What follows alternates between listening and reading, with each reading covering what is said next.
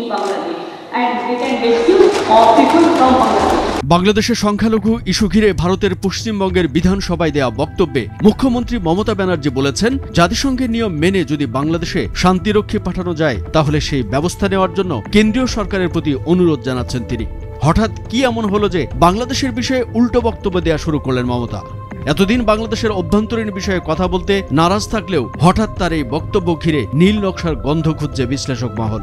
এইরকম ভাবে যদি ঘটনা ঘটতে থাকে তাহলে আমাদের লোকেদের আমরা নিশ্চয়ই ফিরিয়ে আনতে চাই, তার জন্য সরকার উদ্যোগ গ্রহণ করুন।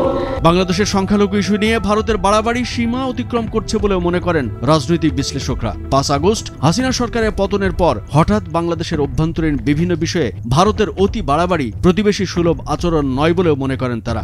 বাংলাদেশে এমন কোনো অবস্থা তৈরি হয়নি যে ভারতকে শান্তি বাহিনী পাঠাতে হবে। আসলে হাসিনা সরকারের পতনকে সহজভাবে মেনে নিতে পারেনি ভারত।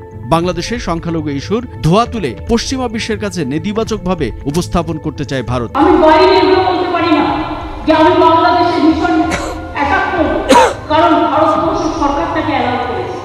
সোমবার দুপুরে বিধানসভার অধিবেশনে মুখ্যমন্ত্রী মমতা ব্যানার্জি বলেন, বর্ডার সিকিউরিটি কেন্দ্রের আওতায়, আমাদের এখতিয়ার বা দায়িত্বে নেই। আমরা হাউজের পক্ষ থেকে অনুরোধ জানাচ্ছি প্রধানমন্ত্রী যেন সংসদে বাংলাদেশের বিষয়ে কথা বলেন।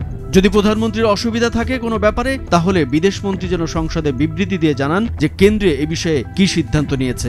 এটা তাদের এখতিয়ারে পড়ে, আমার এখতিয়ারে পড়ে না।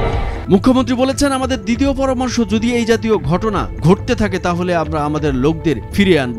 সরকারের উদ্যোগ নেবে। তারা ফিরে আসলে থাকার খাওয়ার কোনো সমস্যা হবে না। কোনো ভারতীয়র উপর অত্যাচার করা হবে সেটা আমরা হতে দিতে পারি না।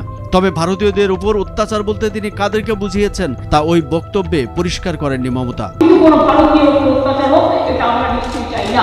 দুদেশের মধ্যে বর্তমান টানাপোড়েনকে কেন্দ্র করে বাংলাদেশের সঙ্গে সীমান্তবর্তী অঞ্চলে যে উদ্বেগের আবহাওয়া রয়েছে, সেই আবহে সুরক্ষা নিশ্চিত করার বিষয়ে রাজ্য কি করতে পারে সে বিষয়ে কেন্দ্রের কাছ থেকে পরামর্শও চেয়েছেন তিনি। মমতা বলেছেন, রাষ্ট্রপুঞ্জের সঙ্গে এই বিষয়ে ভারত সরকার কথা বলুক, যাতে সেখানে তারা শান্তি বাহিনী পাঠাতে পারে। আমাদের এই বিষয়ে অনুরোধ রইল। যদি প্রধানমন্ত্রীর অসুবিধা থাকে কোনো ব্যাপারে, ডিপ্লোম্যাটিক ব্যাপারে, এক্সটার্নাল অ্যাফেয়ার্স করতে পারে।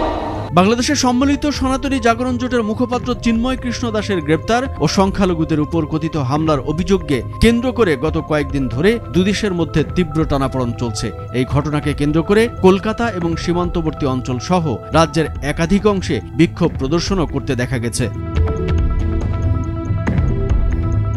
কামরুজ্জামান আরিফ, ভোরের কাগজ।